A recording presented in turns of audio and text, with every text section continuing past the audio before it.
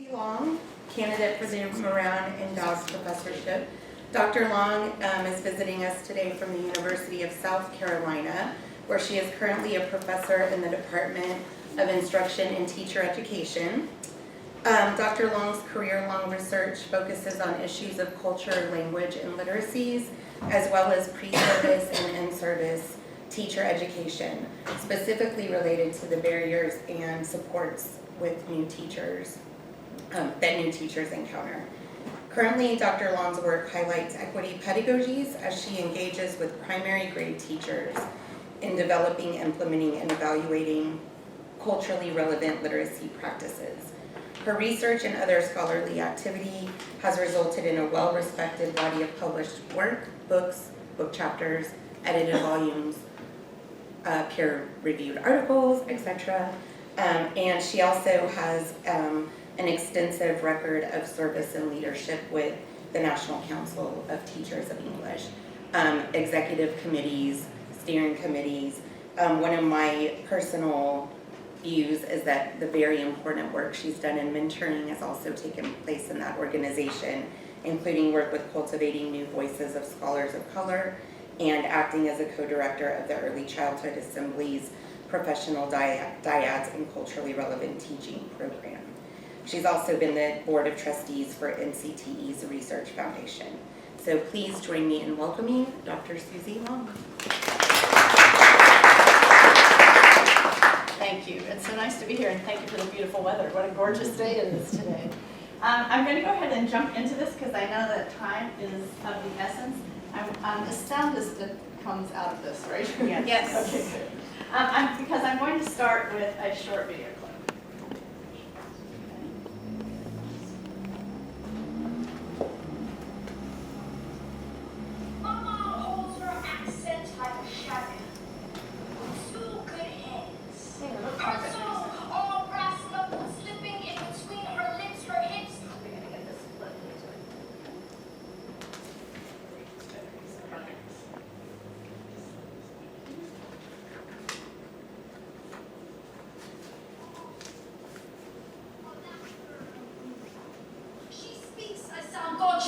Of Spanish and English pushing up and my mom holds her accent like a shotgun with two good hands. Her tongue all brass knuckled slipping in between her lips, her hips are all laughter and wind clap.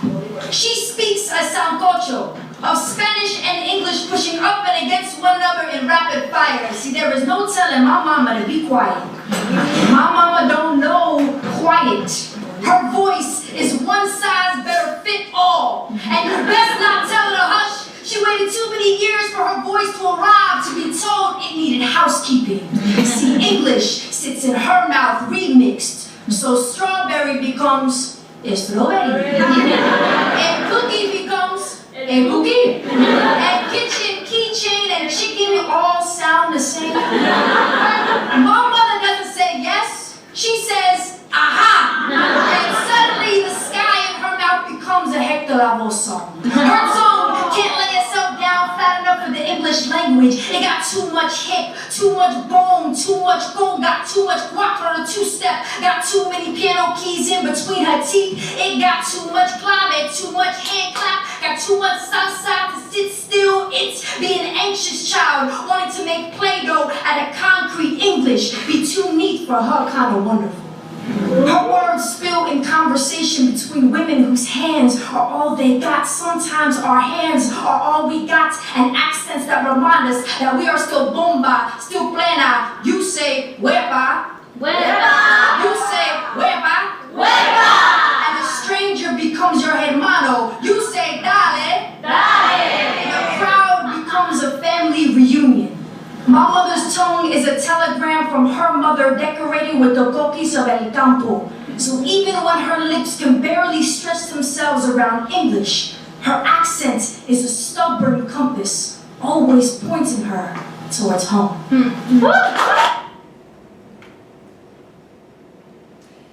So I use this in my classes a lot when I'm talking about the importance of recognizing everybody's kind of wonderful.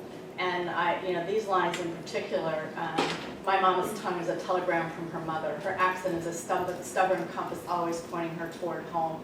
And this is, you guys probably know Denise Frohman and Dominique Christina, but they are, Women World Poetry Slam champions, and they have their duo, they have named in reverence to Audre Lorde, Sister Outsider. And they're really all about using art as activism. And for those of us who are literacy educators, it's obviously literacy as activism and as a social justice mechanism. So as I think about the distinguished professorship, I think about the concept of compasses as foundational. Oops, I don't know why that's way above the screen, but to the professorship that we're talking about today. And I think about those compasses as I think about teaching and advising, mentorship, collaboration, engagement in literacy research and scholarly activity, leadership in program quality, grant writing and research, community engaged literacy activities, and commitment to equity in K-12 literacy education in rural and urban settings. So those are all from your call for this position. And I want to sort of connect those to this idea of compasses as I talk today by sharing my journey through the work that I've done, the colleagues and students I learn from, the convictions that guide me, and the work I continue to grow through. So we'll have to kind of look carefully up there at the very tippy top. I think our compasses are intimately tied to literacy learning. Like Denise Frohman, they may be the sound of our mother's voice, or they may be the family stories we tell, or the languages of our heart and soul, the rhythm of words that take us to those we love, the heritage we cherish, the cultural traditions we embrace, the communities that give us safety and self-worth, and the belief systems that sustain us. However, many students' compasses are denied because of languages and language variations that are degraded or marginalized, heritage and histories that are distorted, partially told, or absent from the curricula, cultural practices that are ignored while others are normalized, family structures absent from the norm in classrooms, instruction, and teacher attitudes. We see this in curricula, materials, texts, the walls of our classrooms, teachers' lounge talk, relationships with families and communities. Thus, who we are and what we do as literacy educators matters. So I want to share something by way of sort of anchoring you to where I'm coming from at this point in my thinking. This is, actually we haven't finished the book yet, but this is the cover that's already been designed by Teachers College Press. And those are my co-authors, Janice Baines and Carmen Tisdale, who are two teachers that I've worked with for about the last 6 or 7 years. And actually Carmen Tisdale was my student 20 years ago when she was an MIT student at the University of South Carolina. And in the beginning of the book, the preface is really a letter from the three of us to our colleagues, teachers, who hopefully will read it. So I'm just going to ask you to indulge me in reading this to you. I'm reading just a few segments from it. Dear colleagues, like most teachers, we believe that literacy educators have a responsibility and a critical role to play in turning the tides of injustice. Teaching children to be strong and proficient readers and writers has everything to do with teaching them to be knowledgeable and strong in their own heritage and self-worth, while appreciating the heritage and worth of those around them. It has everything to do with teaching the realities of discrimination and violence against those most disenfranchised, and equipping students with strategies for speaking back to it. This is at the heart of culturally relevant teaching, where literacy learning, justice, and developing a critical consciousness are one and the same, where teaching contributes to altering the course of what Benita Love calls spirit murdering in classrooms and physical violence in the streets. But we also know that this kind of teaching is not yet the norm. We have all grown up in systems that teach us, I have to look at what counts as that teach us what counts as normal. So educational injustices, omissions, distortions can be difficult to see. However, for children in our classrooms, the messages are crystal clear. They learn what and who matters from the materials that fill our rooms, as they watch which children leave for special needs or gifted programs, and as they observe the enforcement of discipline practices. They learn more when they witness whose histories and languages are normalized across the year, and whose are tokenized and often inaccurately depicted, relegated to Black History, Hispanic, or American Indian Heritage Month. They see this when LGBTQIA children and families and Muslim, Jewish, and Buddhist contributions are absent from books, materials, and social justice actions. In these ways, unbidden, students learn positive and negative biases about themselves and their peers. And when they're not taught to critically question what they see, the rightness of whiteness, Christianity, heteronormativity, and English only is reinforced in their hearts and minds as they grow into adults who will perpetuate the same biases. So we call on you to join us and educators across the country who work to create a new norm in literacy education. The work's not new. It's been called on from the time of Carter G. Woodson and W.E.B. Du Bois, anchored in a rich legacy of activists like Claudette Colvin, Dorothy Height, Fannie Lou Hamer, Bernice Johnson, and Septima Clark, as well as a range of contemporary educators who urge us to choose justice. We offer support by sharing classroom examples and the voices of children and family members who express their hope that more equitable practices become the status quo. While there are many terms that we could use to describe this kind of teaching, we choose Ladson Billings' culturally relevant teaching because, as Janice says, only when we can appreciate relevance in and beyond our own lives can we truly begin to develop humanizing practices in culturally relevant classrooms. Finally, we offer courage, but also joy.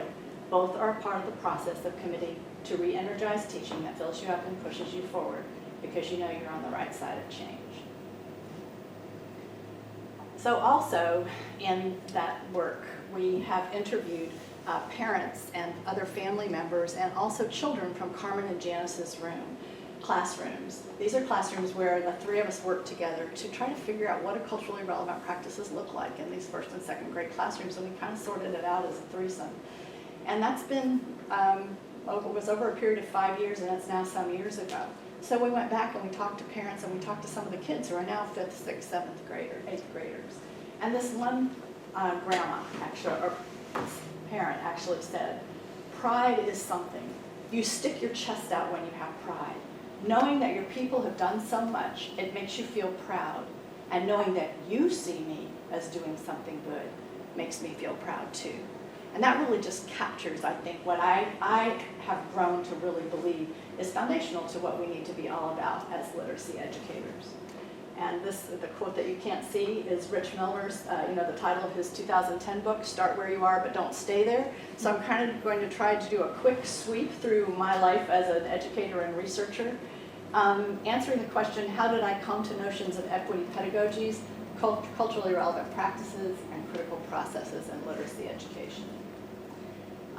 So these are, in addition to articles and things like these are the books that I've worked on over the years, Many Pathways to Literacy, Tensions and Triumphs in the Early Years of Teaching, Supporting Students at a Time of Core Standards, Courageous Leadership in Early Childhood, and the one that's going to be coming out soon. We've been doing it your way long enough, Choosing a Culturally Relevant Classroom.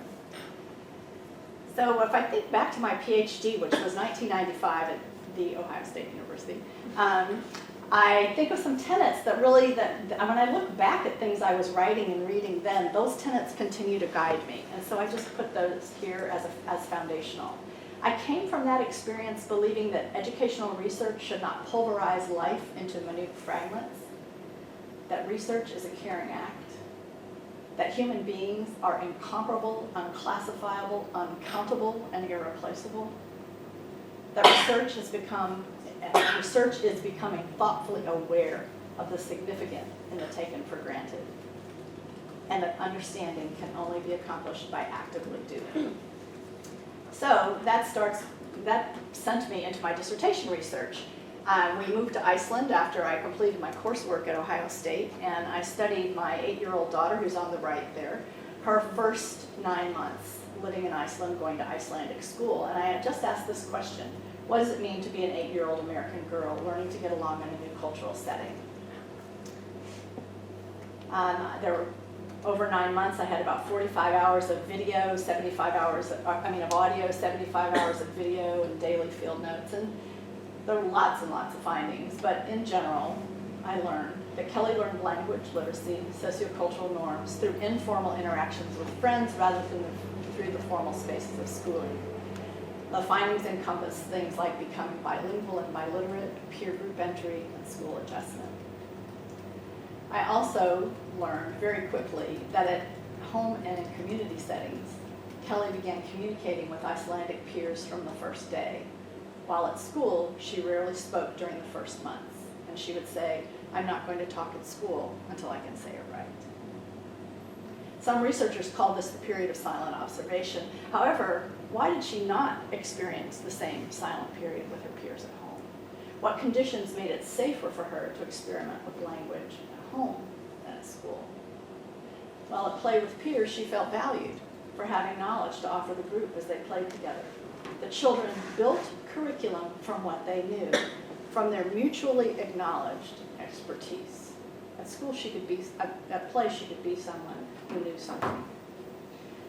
So if we only knew Kelly in school, we might think that she rarely talked, did not initiate speaking Icelandic, hated writing, chose not to read, was always a follower, never a leader. But that was the antithesis of what she was at Play, at home and at Play. We would have missed her expertise, so we would not have been able to build curriculum from what she knows. So I went from that study to be doing a lot of collaborative work with Dinah Volk, who just retired from Cleveland State University, and Eve Gregory, who is at Goldsmiths College, the University of London. And together we edited this book called Many Pathways to Literacy, Young Children Learning with Siblings, Grandparents, Peers, and Communities. And it's a collection across cultural groups in the UK and in the US of children learning with otherwise teachers in their lives outside of schools.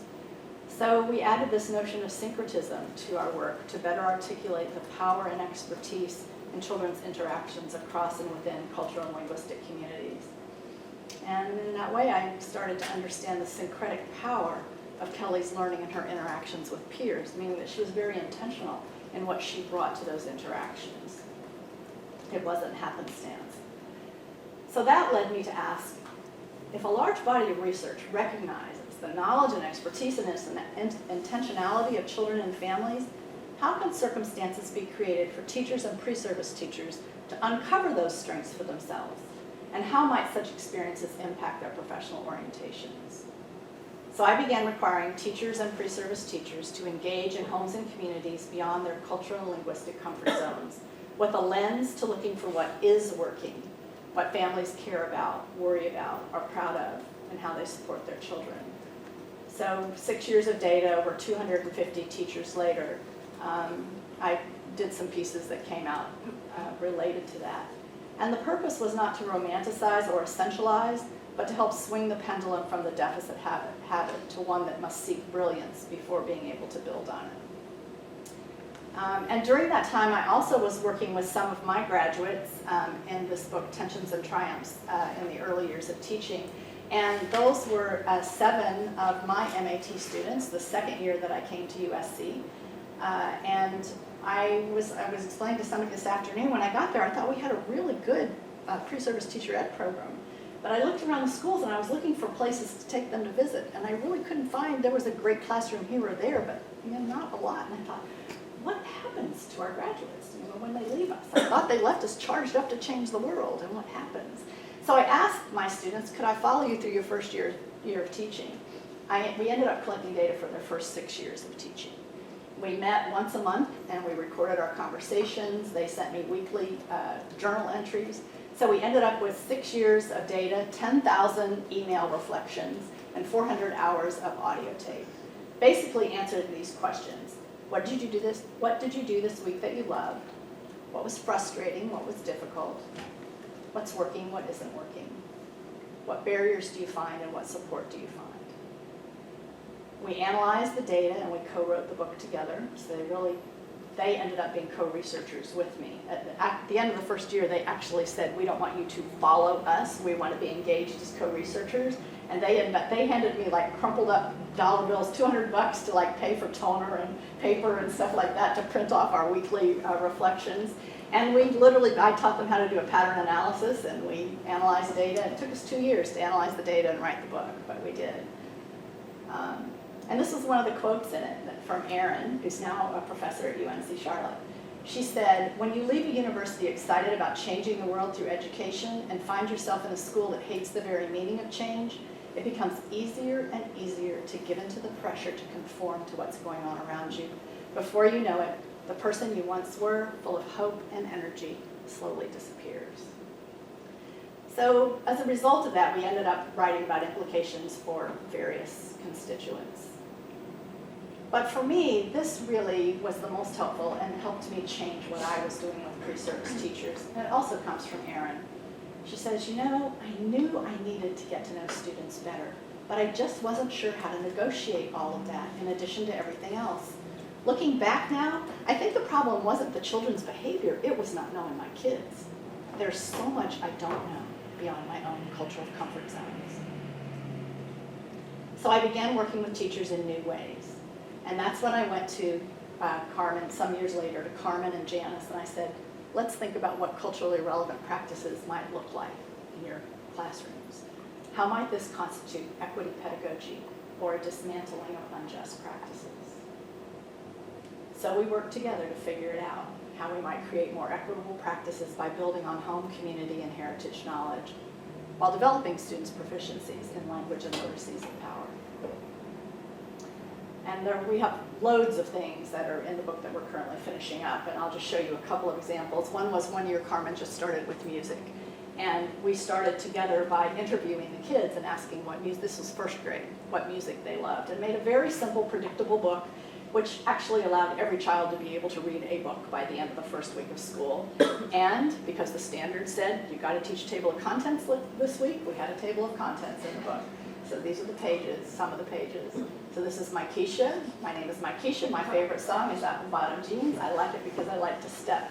So this places us in a point in time, doesn't it? My name is India. My favorite song is Snake Leg. I like it because I like to dance. My name is Daquan. My favorite song is Pretty Boy Swag. I like it because it makes me dance. My name is Brianna. My favorite song is Pretty Boy Swag. That was a really popular one that year because it is cool. It makes me sing. And at the end, so that everybody would know that we're teaching the things that we're supposed to be teaching, and this isn't just kind of going off on a lark. These are the high frequency words that were in that book.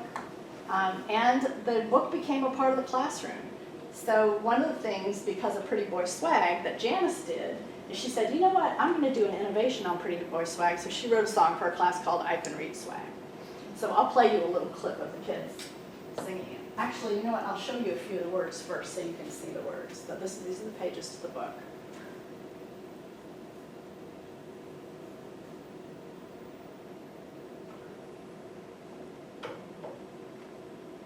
Okay, that gives you an idea of it. So now I'll let you hear a little bit of the kids.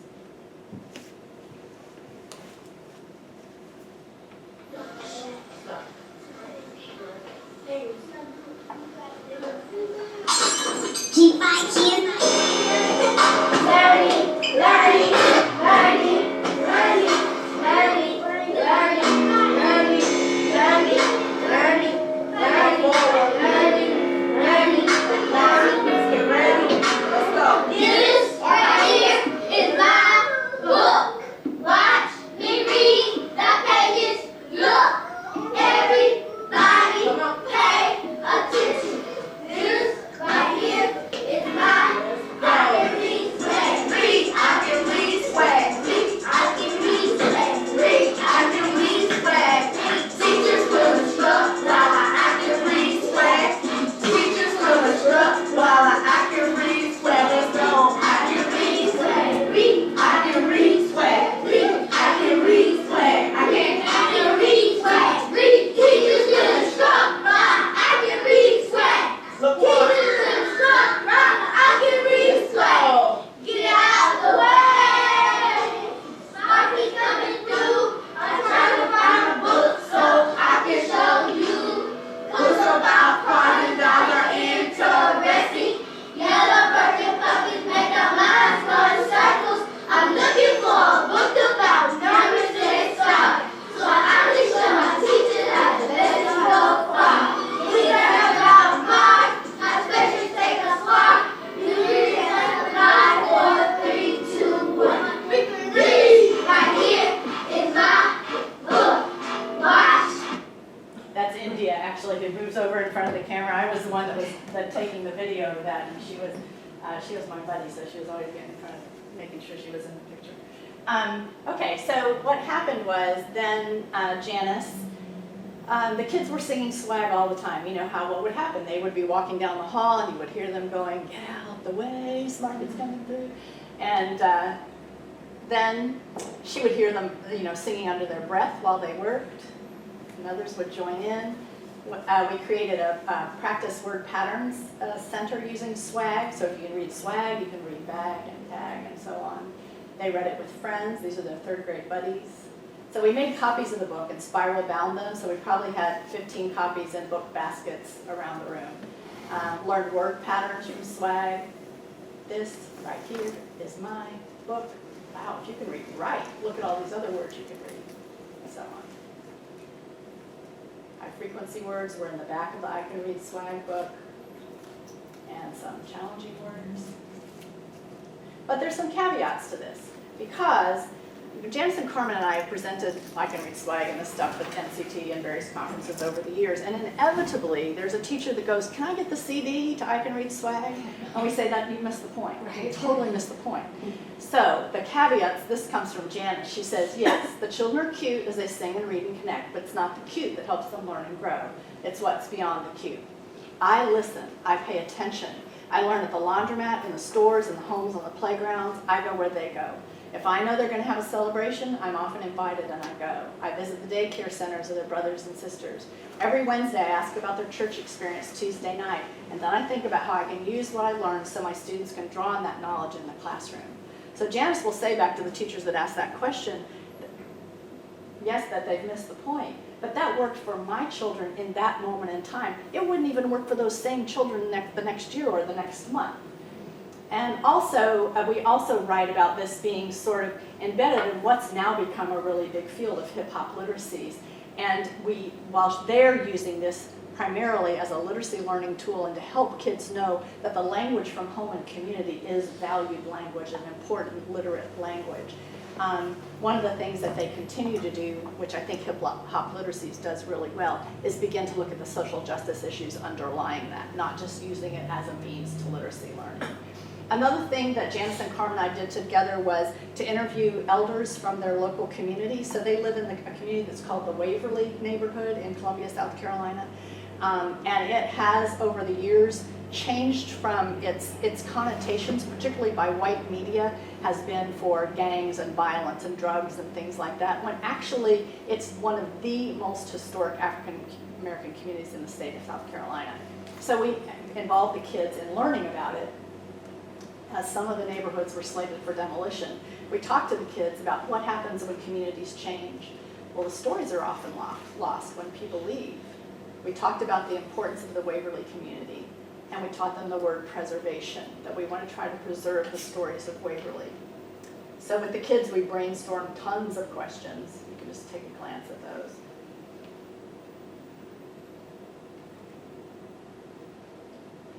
And we practiced interviewing etiquette. And then we conducted interviews. And sometimes elders from the community came to us, and sometimes we went to them. And then we wrote. And so they created books in a series, the Preserving Waverly series.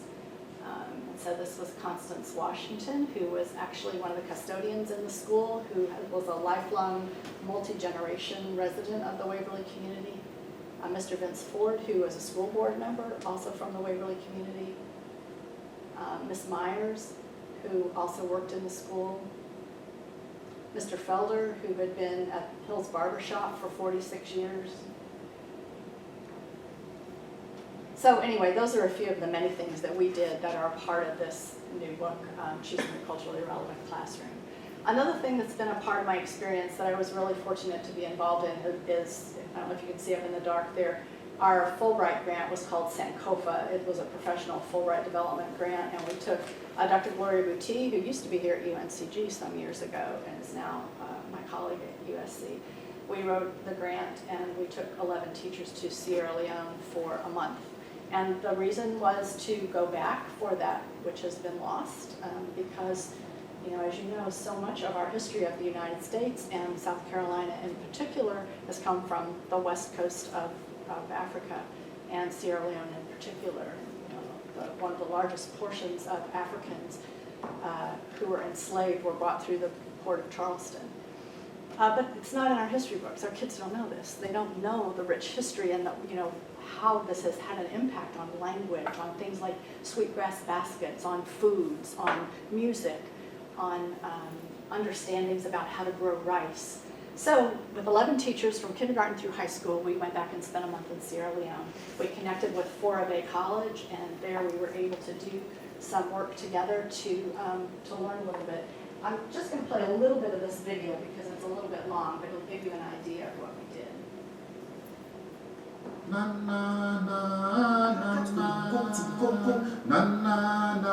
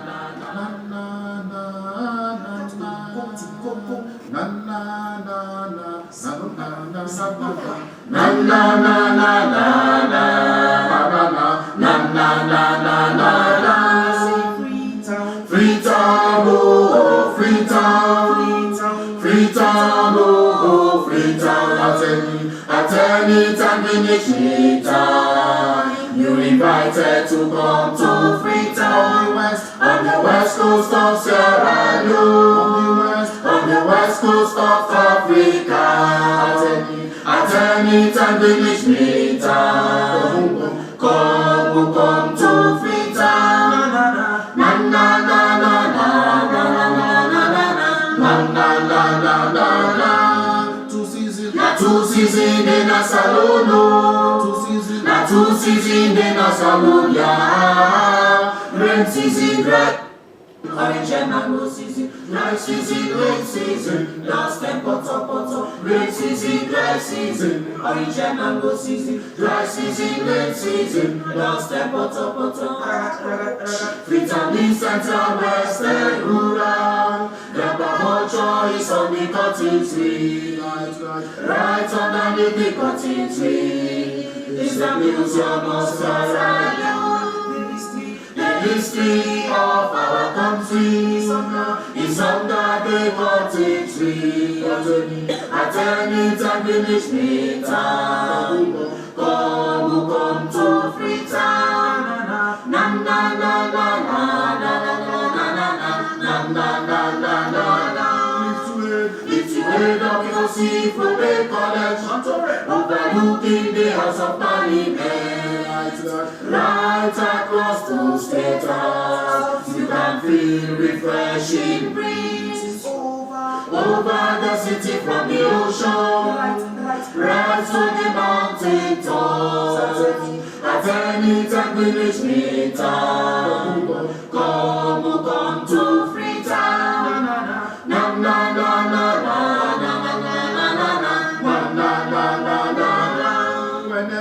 Whenever you come to Freetown and you wish to wine and dine, you can chop rice, pap and food and quench with a ginger beer, fried fish and cassava bread, fufu to large akitombo, ibamba ila and ibamba, complete with a golden sabia. Na na na na na na na na na na na. Whenever you come to Freetown and you wish to relax and chatter, you can check out the National Stadium, the home of the Leon Stars. You can check out the Freetown players. Our home is the training center. diminish Freetown. Come, oh, come to Freetown. Na na na na na na. Okay, stop there. So we came back after traveling there to begin constructing curriculum, to begin teaching children about the connections to Sierra Leone while teaching dominant culture, language, and skills. And this is a quote from Carmen. This is a little corner she set up in her second grade classroom that year. She said, bringing Africa into my second grade classroom makes a difference in how my students feel their significance in the world. At the same time, they're learning skills they need to succeed in the U.S. And at the same time, I always share this because I find that a lot of teachers will close down these opportunities by saying, oh, well, the standards, and they met every standard plus a million more. So these are a couple of things Carmen did. One of the second grade standards was learning about regions, countries, regions, and continents. So this is a book that we created for the kids and with the kids, and we also wanted to let them know that they were a part of a really important legacy. And this book actually had we had several different versions of this book. One was about food, one was about transportation, one was about storytelling and music, one was about homes.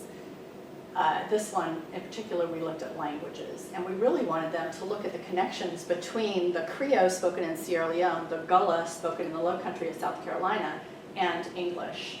So we created these texts explaining that one of the country's languages in South Carolina is called Gullah. Let's learn some Gullah words. What when a name means what's your name. Now let's look at these three languages. Vetinayunem is Creole from Sierra Leone. What when a name? And what is your name? So we began looking at differences and similarities in history, teaching them some conversations.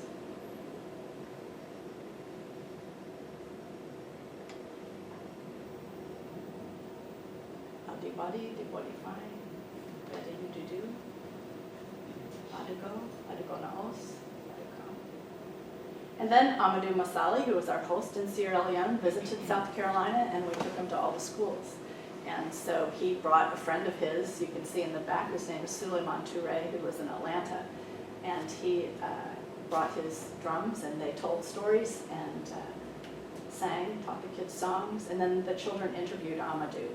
And this is just the cover to the book that the children made after interviewing him. But this is the story of Uncle Amadou's life.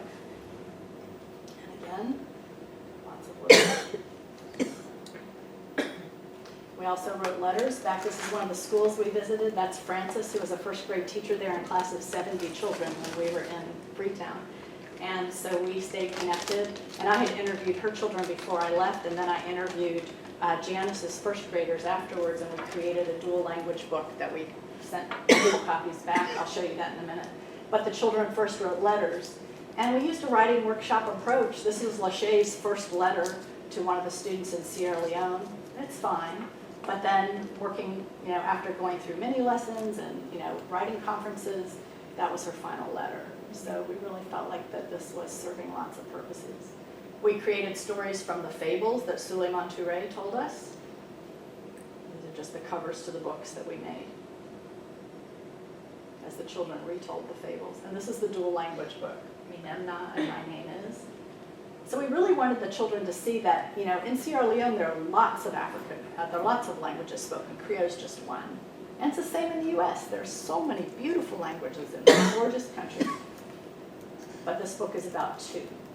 And so we just have predictable text. Again, this is with Janice's first graders. So we privileged the Creole at the top. Kusheo, Minemna Fatmata Kamara. Hello, my name is Fatmata Kamara. Akomot Salon, Migladafumichu. So that's one of the Sierra Leone children. And then here's an American child. Kushio Minemna Deshan, Comot, South Carolina, Migladi Fomichu, elect for Playbox 360. You can see we just went back and forth like that. So these are just a few pages from that book. But immediately, our American first graders were able to read some words in Creole and know that that's a language that existed in the world. So our work is really directed toward convictions that the discriminatory and exclusionary nature of many existing practices must be challenged if all children are to achieve, while simultaneously broadening the worldviews of European American students who've been carefully taught that their ways are more important, effective, and legitimate. So we talked about we would do the very same things if we were working with students from other demographics. Around that time, I also was doing a book for NCTE. They asked me if they were doing this series on supporting students in the time of Common Core standards, and I really did not want to advocate for the standardizing of stuff, right? But I saw teachers everywhere saying, I can't do it because of standards. And I thought, you know what? I'm going to write something that's got vignettes from teachers that are doing culturally relevant teaching in really big ways and bringing multiple languages into their classroom, and then they'll show how they meet all the standards. So that's what I did. And so these are, what I was saying was, without examples of culturally relevant teaching that also addresses standards, teachers and administrators may not realize the tremendous agency they have, and we run the risk that they will feel constrained, and as a result, the narrow visions we fear will become the standard. So we had, in that book, there are 9 classroom vignettes and teacher stories about how and why they teach with innovation. They also include the obstacles and challenges and strategies they use to address those challenges, and they show the standards that they address. So I wanted to move from my research work and teaching work into some other things I've been involved in that I think maybe can speak to this idea of compasses, which I hope everything I've done to this point does. I have been involved with NCTE's Cultivating New Voices Among Scholars of Color, and that is an initiative that was started, I don't know, Melody, do you know how many years ago now? Was it almost 20 years ago, isn't it? Yes, at least 20, Yeah. I think. Is it? And it was really started to bring scholars of color to NCTE and provide support, particularly for early career scholars or people writing their dissertations. And what the program does is it pairs an early career scholar or someone working on their doctorate with an experienced scholar for 2 years. And in fact, when I leave here tomorrow, I'm flying to Albuquerque because that's our winter institute for CNV, Cultivating New Voices. And so for the 2 years, the fellows, which is what we call the mentees, the fellows and the mentors meet together for a full day at NCTE in November, and then for about 2 to 3 days at the Winter Institute. They do that each year, and then provide support in between. So I've been involved in CNV as a mentor and also a learner. I mean, they say mentor and fellow, but it's totally mutual mentorship. I mean, I know I've learned more from anybody I've mentored than I've ever given them. I'm absolutely positive of that. I was also involved with CNV because I served a term as the chair of the Board of Trustees of NCTE's Research Foundation, and that's the body that funds CNV.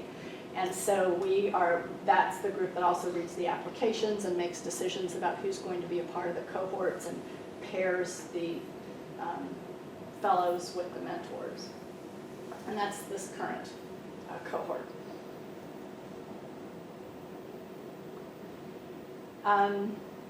So, I mean, this stuff's all on my Vita, but other things I've been involved in with NCTE are being, a past member of the executive committee, like I said, chair of the Board of Trustees of the Research Foundation.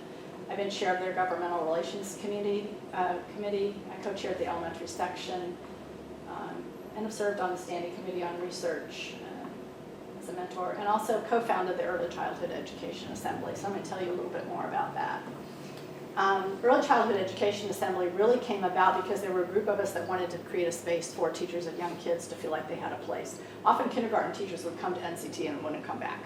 And NCT started as a secondary organization, so they come by that honestly, but we needed to change things a little. And those of us that were involved in this wanted to also make this very social justice oriented. So we just didn't want it to be early childhood anything. It needed to be grounded in issues of social justice. So our affirmative action committee has really we've been the sort of worker bees behind the assembly. And I wanted to share some of the things I've been really privileged to be involved in along with that committee. So we write position statements. And for example, we wrote a statement on teaching in Ferguson after Michael Brown was killed in September 2014. We wrote a statement on the role of early childhood education and racism, and look at the date here. We wrote that and posted it on June 15th. On June 17th, what happened? June 17th, 2015, was the Mother Emanuel Church shootings in Charleston. And so we put out 2 days after that another statement. And we actually called it No More Silence because those are the words that President Obama used in his eulogy, paying tribute to the Emmanuel AME Church, Charleston, in South Carolina through our actions.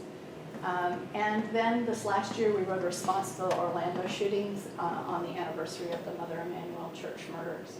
I'll just show you an excerpt. So what can early childhood educators do? The Affirmative Action Committee of the Early Childhood Education Assembly strongly believes that it's through our teaching of young children that we can affect the most change. We believe this because research points out that when we do not explicitly teach anti-racism early, it becomes too easy for a racist consciousness to form in our silence. The same consciousness that tolerates racist acts we see today.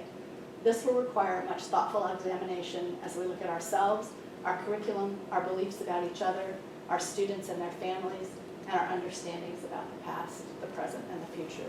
It can be frustrating, challenging, and difficult work, but it's also a privilege and a responsibility.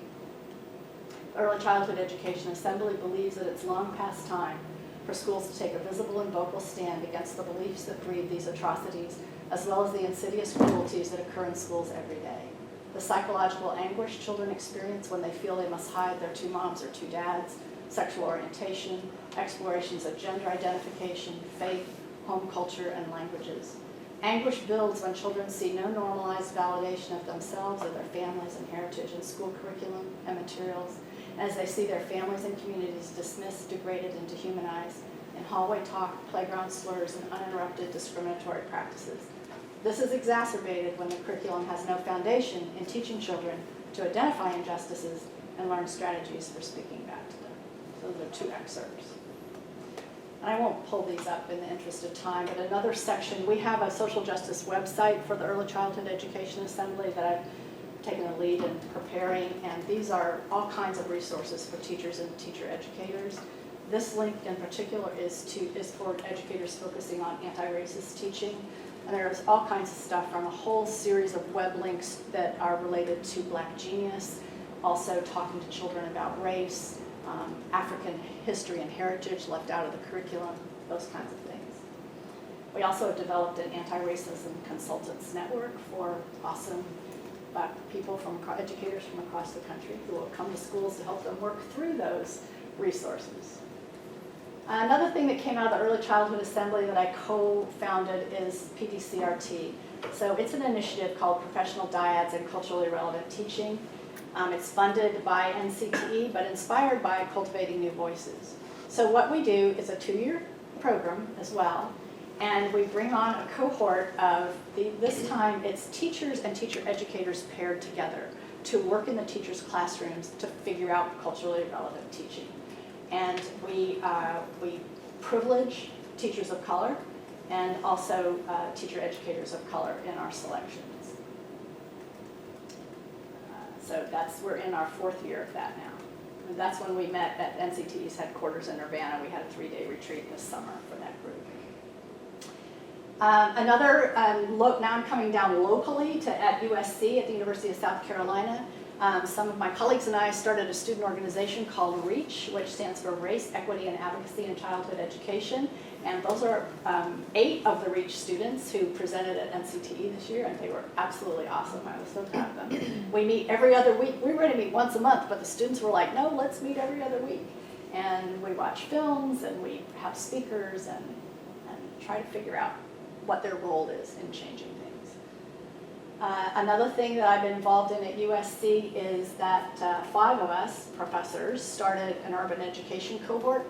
In early childhood, we have 4 cohorts of students each year. So it's about 100 students. So we designated one cohort to be called the urban education cohort, and we really focus on social justice issues with them. And these are some of the courses that I teach in that program, really from a decolonizing approach to their coursework. These are some of the books that I've used or I'm going to use. I just saw that Django Paris's new Culturally Sustaining Pedagogies is about to come out, so I put that up there as my next read. And then with our urban cohort of students, I worked with one of our local districts to create, up in the dark there it says Urban Education Collective. And some of our district folks were great. It took a lot of perseverance, but we got there. And we have 5 schools, 75 teachers, 25 undergraduates, that's our urban cohort, and 5 professors. That's myself, Dr. Gloria Buti, Dr. Kamani Winter-Hoyt, Dr. Nathaniel Bryan, and Dr. Mayor Moran. And we engage, each of us kind of adopted a school, each of the 5 of us. And we engage in ongoing professional development in those schools. So I meet at my school every Monday afternoon. Our interns are placed in those schools. We do joint planning together, teachers, interns, and professors. And we are working to engage family and community members as curricular collaborators. Those are just some of the courses I teach, from undergrad to doc seminars.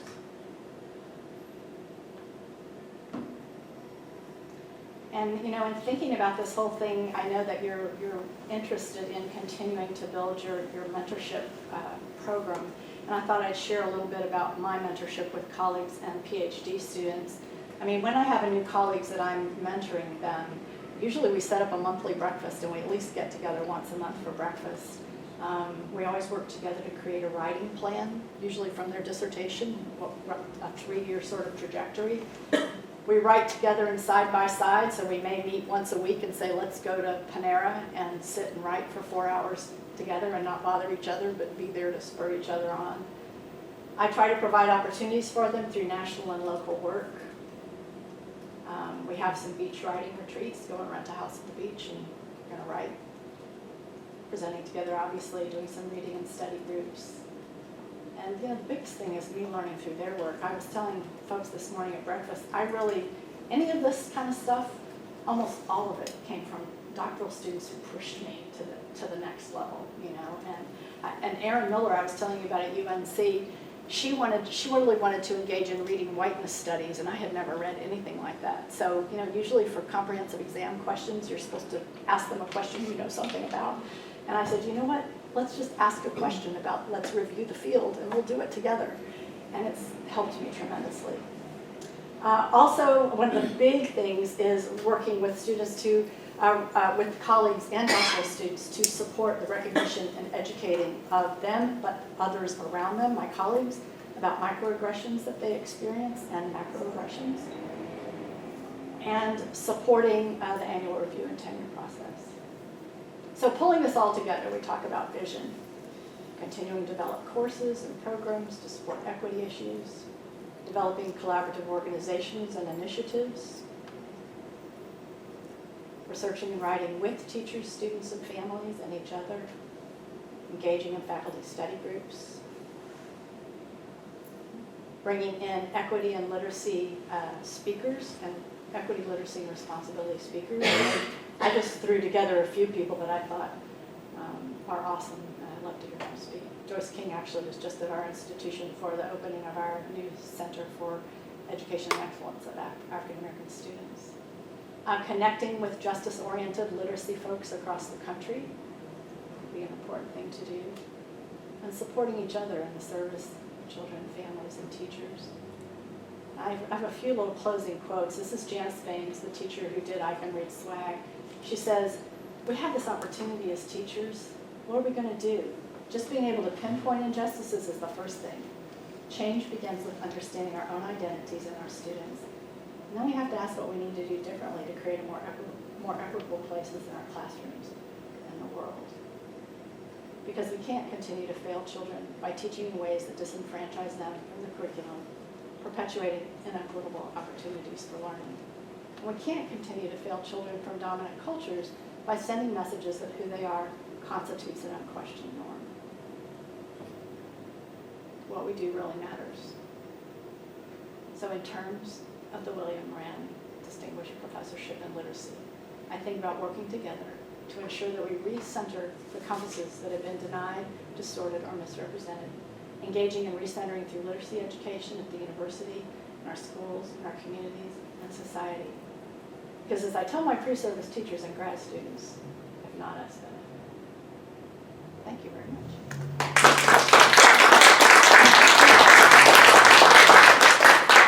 We have about 7 minutes for questions, because your next appointment's not till 11, so Okay. we can take a few questions. Yes.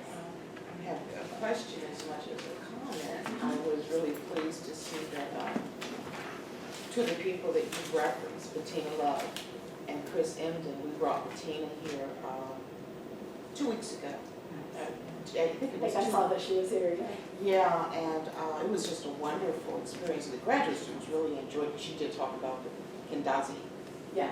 school Yeah, and what she's doing. One of our PhD students who's going on tour with her sister who's a member of the Chocolate Drops, she's actually going to help her, what is Bettina's website, Free, Oh, yeah. Get Free. She's going to do work on that. And then Chris Emden. Yeah. I wanted to bring him here this year, but kind of ran out of money, so hopefully next year. But their hip hop literacies and hip hop curriculum is just so important. So it was interesting, great to see you.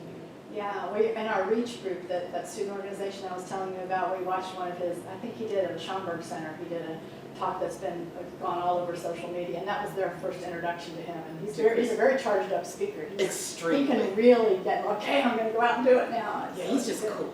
Yeah, he really is. He really is. Yeah, thank you. Yeah, and Bettina Love's work is just phenomenal, and I think it takes us to the next level in terms of thinking about what hip hop literacies mean, because she really kind of goes further into what has to do with criticality and that kind of thing, which I think sometimes gets missed. She pushes the envelope Yeah. and isn't afraid to. Yes, and with a sincere love for kids and teachers. You know, that's at the bottom, at the end of the day, Yeah. that's what it's all about. So. Any other questions or comments? I have a question. Yeah. I think it's I was wondering if the new kind of the surfaced political climate, I would say, has changed or has allowed you to kind of, what are you doing with this new political climate with like critical whiteness or white privilege or working with white rural communities? Like, where do you stand with that? Like, have you thought about that at all in terms of, and I adore this work, and I think that I'm just trying to, these are some of the questions I'm grappling with my own work also. Like, you know, when I was out. oh, sorry. Go ahead. You know, when I was telling you about the urban collective with the schools in the area and how we were working with them. So we had, the district let us just take our 5 schools during one of their district conference days for a whole day. So the 5 of us professors had all the teachers from all 5 schools together, and we did a whole day. And actually it was called Why Does Black Lives Matter in Early Education? And my part was, why does Black Lives Matter for white kids? And so that's when I was really talking about, and I think that, so there's 2 parts to the answer to this question. One is, I don't think it's really any different from what we've been trying to teach before. It's just that I think a lot of white people that didn't know this was going on know it's going on now. But I think that a lot of the same strategies the large majority of my students are white students, and many of them come from small towns in South Carolina. Many of them went to white flag private schools.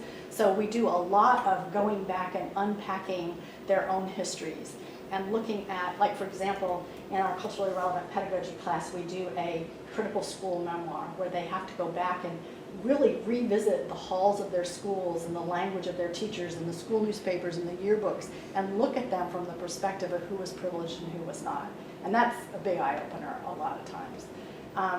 But also in terms of why this matters for white kids is what I was saying up there. I was telling you guys at breakfast, I think that I've been starting to go from a decolonizing approach, particularly with white students. So it takes away the guilt for what came before by saying, let's just talk about how we got so whiteified to begin with. Let's look at what happened when we were colonized. And a lot of our curriculum is the legacy of what was put in place at that point. But it's the perpetuation of that we need to be thinking about. And so I've been kind of coming from that approach with it. And that's when I did my Why Does Black Lives Matter for White Kids bit at that district conference, that's when I started with a picture of my 4th grade class, which was suburban white kids from Tampa, Florida, and how I learned whiteness through my whole school career without any teacher ever saying to me, you're better than anybody because you're white. It just came in through, all the choices that were made, all the stuff. So that's how I'm approaching it now. But I actually don't feel like it's a whole lot different than it's ever been. It's just louder. I think that those issues have always been there, so. I just wanted to make a connection to all the work you're doing in classrooms with primary grade students, which I think is phenomenal, because a lot of times, as you know, we discount what primary grade level students are actually able to do.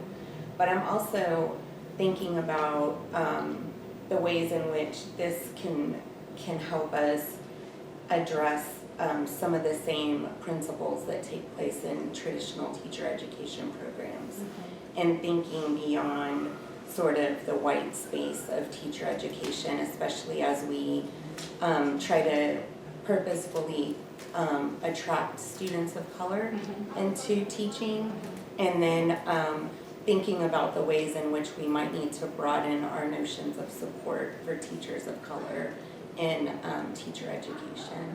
And so I'm wondering if you thought about that, or how you think about kind of the connection between teaching teachers, like, okay, this is a really great thing to do, but then talking with colleagues about how do we also ensure that we're being culturally relevant and responsive, and further sustaining to our students of color as they trickle in very slowly.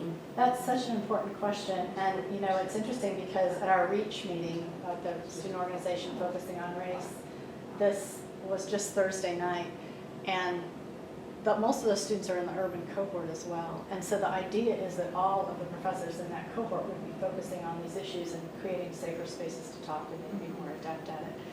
But they mentioned that one of their methods instructors were not getting any of this. In fact, we get the antithesis of it. And so those are issues. One of the things I said to the students is, you know what, it's going to be like that when you're in public schools. You have to develop the knowledge and the courage and the confidence to go out and say, this is what I'm going to do and this is how I'm going to do it. Because you're not ever going to be able to craft a space where that isn't happening. But I think, speaking more specifically to what you were saying, that was an early childhood faculty member, and as an early childhood faculty, we're trying to do some readings together, and we're a relatively small faculty, like 9 of us, and really directed readings where we, without apology, say we're going to read about the education of African-American kids or whatever it might be. And so we devote 30 minutes out of every early childhood faculty meeting to talking about those readings. We have had those issues before. We used to have an urban cohort years ago, and then the rest of the early childhood faculty were really interested in saying, let's make all of the cohorts like this.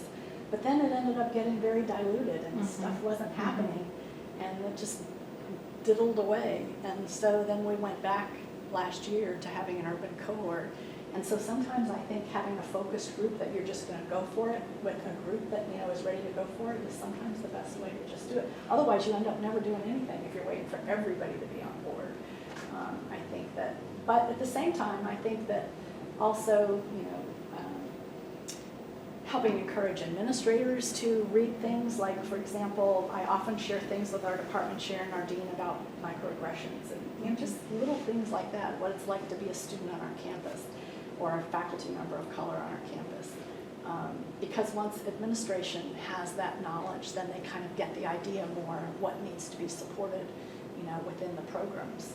I think mission statements are really important, especially if there's an administrator that holds you to it and says, if your mission says you're about equity, how are you doing that? But I guess I've really come to believe sometimes going smaller is better, and you can do more with a group of colleagues that you think, let's go for it and get it done.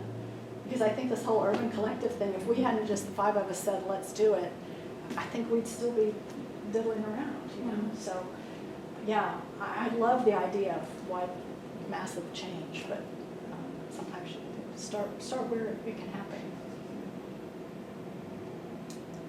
All right, I'm sorry to cut us off, but I think I should give you a few minutes so you can walk down the hall to the next meeting to maybe get the restroom. Thank you, everybody. I appreciate it. Thank you.